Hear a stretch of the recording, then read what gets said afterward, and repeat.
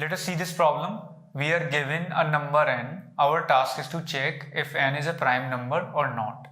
A number is said to be prime if its only divisors are the number itself and 1. Let's see these examples. N is 13. If you see all of its divisors are 1 and 13 only. So it's a prime number. If you see 14, it has more divisors. 2 and 7 are also its divisors. So it's not a prime number. If you see this number 101, it has only divisors as 1 and 101. So it's a prime number. The first few prime numbers are 2, 3, 5, 7, 11, 13, 17 and 19. Please note that 2 is the only even prime number. All other even numbers are not prime because they are divisible by 2. And for a number to be prime, it should be divisible by 1 and itself only. And the number 1 is not prime. See, all the natural numbers starting from 1, they can be divided into two categories, either prime or composite, except the number 1. 1 is neither considered prime nor composite. Whatever numbers I have written here, all the filling numbers except 1 are called composite numbers. So the numbers which have other divisors as well, they are called composite numbers. For example, 4 is a composite number, 6 is a composite number, 8 is a composite number, 9, 10 are also composite numbers. But number 1 is neither prime nor composite. Now please pause this video and try to write down a function that takes a number n as input and returns a boolean value. It returns true if n is prime, otherwise it returns false. Let us first talk about a naive method to solve the problem. In this naive method, we explicitly check for n equal to 1. If n is 1, then it's not a prime number. For other numbers, we are simply running a loop from I equal to 2 to n minus 1. And for every I, we are checking if I divides n or not.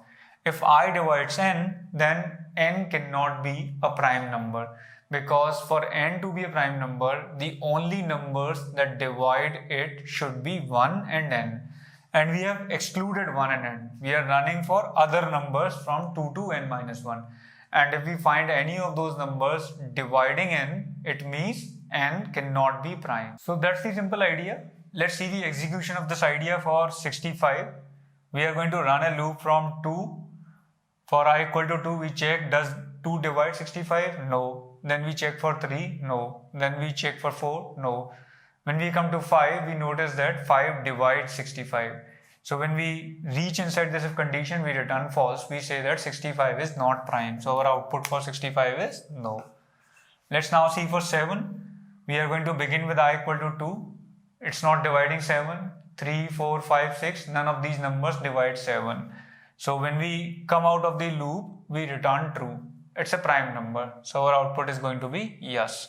We return true for 7. Let us now talk about worst case time complexity of this solution. The worst case is going to happen when n is prime number, because in the worst case what will happen, you will check for every I and you will never find I dividing n. So you will never go inside this condition, you will come out. For example, 7. So when n is 7, we run this loop 5 times. 3 plus 2, 5 times. So when you have a prime number as input, it's going to run n minus 2 times. So we have an upper bound on the time complexity as big O of n. Big O of n is the time complexity. Please note that it may take constant time as well. For example, if you pass an even number, it's going to return false in the first iteration itself. For example, if you pass n equal to 8, you will begin with I equal to 2 and you will check if n's remainder with I is 0. So you get remainder 0. So you will return false. So it's going to do only one iteration in this case. So it may even take constant time. But an upper bound is big O of n, right? N is an upper bound. It's going to do n minus 2 iterations in the worst case. We can optimize this solution to time complexity big O of square root of n. Now please pause this video and try to think of a solution that works in this time complexity. Let us now talk about the idea for the efficient solution. The idea is, if I write all divisors of a number, I can notice that these divisors always appear in pairs. For example, divisors of 30 are 130, 215, 310 and 56. If you see this pair 215, If you divide 30 by 2, you get 15. And if you divide 30 by 15, you get 2. That's how we have formed these pairs. Divisors of 65 are 1 and 65 and 5 and 13. Divisors of 25 are 1 and 25 and 5, 5. So every divisor x of number n is going to have a pair y such that n divided by x is equal to y. Right? So if xy is a pair, then we can write x into y equal to n. And if x is smaller than or equal to y, mainly I have considered the smaller divisor of the pair, right? If I take the smaller divisor, then I can say x into x is smaller than or equal to n, right? And which means x is smaller than or equal to square root of n. So the idea is not to check from 2 to n minus 1, but to check from 2 to square root of n. And why do we need to check only till square root of n? See, if there is a divisor y, right, which is greater than square root of n, then this divisor is going to have a pair x which is going to be smaller than equal to square root of n.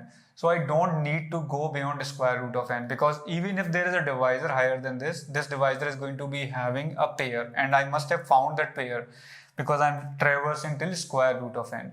So the idea is start from 2, traverse till square root of n. If you find a divisor, then you have the number not prime, otherwise you have the number prime if you never found a divisor.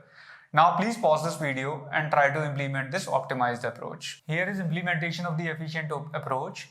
The code is same in both C++ and Java. The only difference that is there in Java is we need to replace this bool with boolean. So in this implementation, we are mainly checking for every number starting from 2 to square root of n. And if I find any number that divides n, we say n is not prime. And if we do not find any number, then we say n is prime. So we begin a loop with I equal to 2 and we check while I into I is smaller than equal to n. So rather than writing I is smaller than equal to square root of n, I have written it other way, I into I is smaller than n. So while this is true, we check if n is divisible by I. If it is divisible, we return false, it cannot be a prime number, otherwise we return true if we come out of the loop.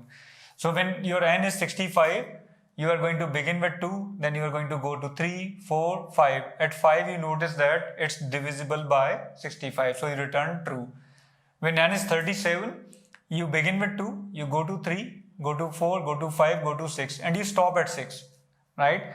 Because 7 into 7 is 49, which is greater than 37. And you can notice that how many iterations we are saving. In the naive method, we were running from 2 to 36. Here we are only running from 2 to 6. The time complexity of the solution is big O of square root of n. We can clearly notice it. We are running a loop from I equal to 2 while I is more than equal to square root of n. We can further optimize this solution. Now I am going to talk about further optimizations. Let us now get an idea for more efficient solution. If n is large, then square root of n can also be a big number. And in the previous method, we were running a loop from 2 to square root of n. And we were checking for every number if it divides n or not. We can save many of these iterations by adding 2 extra checks. The extra checks are, if n is divisible by 2, then it cannot be a prime. We need to have a base case or a corner case to handle the only even prime number, which is 2, right? Apart from 2, all the other even numbers are composite numbers. They cannot be prime. So if I add a check for n divisible by 2 or not, I can save many iterations. And if I also add one more check, if n is divisible by 3 or not, then also many iterations can be saved. Let's see how. See, if I have already checked that n is not divisible by 2 and n is not divisible by 3, right, then only I proceed to this loop. Because if I find divisible, I can immediately return that this number is not a prime, leaving the corner cases aside when n itself is 2 or n itself is 3, leaving those cases aside. So if I checked for these two things, I can save many iterations. If I checked for divisibility by 2, then I don't need to check for divisibility by 2. I don't need to check for divisibility by 4 also. Because if anything which is not divisible by 2 cannot be a divisible by 4 also, right? So we don't need to check for 4. Because of the same reason, we don't need to check for 6, don't need to check for 8, don't need to check for 10, 12, 14, 16, 18, 20. So all the even numbers can be skipped. We can reduce the iterations to almost half. Now if I check for n equal to 3 and divisibility by 3 also, then I don't need to check for 3, don't need to check for 6, don't need to check for 9, don't need to check for 12, don't need to check for 15, 18 and 21. So I only need to check for the numbers 5, 7, 11, 13, 17, 19 and so on. Now please pause this video and try to implement this idea. Here is implementation of the more efficient approach. So first thing we do is we check if n is 1. Because 1 is not a prime number, we return false. Now we are checking for n equal to 2 and n equal to 3. Why are we checking now for these two? Because we have a condition which checks if n is a multiple of 2 or n is a multiple of 3, then return false. Why are we putting this condition? To do the optimizations that we talked about, right? To skip many iterations. And when we are doing this optimization, we need to ensure that we return false when n is 2 or when n is 3. Because if I pass n equal to 2, then this condition will fulfill and it will return false, right? So we explicitly check for n equal to 2 and n equal to 3. If n is 2 or n is 3, we return true. In other cases, if n is a divisible of 2 or n is a divisible of 3, then it cannot be a prime number, right? Because once we reach here, we are sure n is neither 2 nor 3. After we have added these base cases, in this implementation, you will notice that we are skipping many iterations. First of all, we are beginning with I equal to 5. Now, we are incrementing I by 6, not by 1, right? We are simply jumping many numbers and incrementing I by 6. And what are we checking? We are checking if n's remainder with I is 0 or n's remainder with I plus 2 is 0. If any of them is 0, then we return false.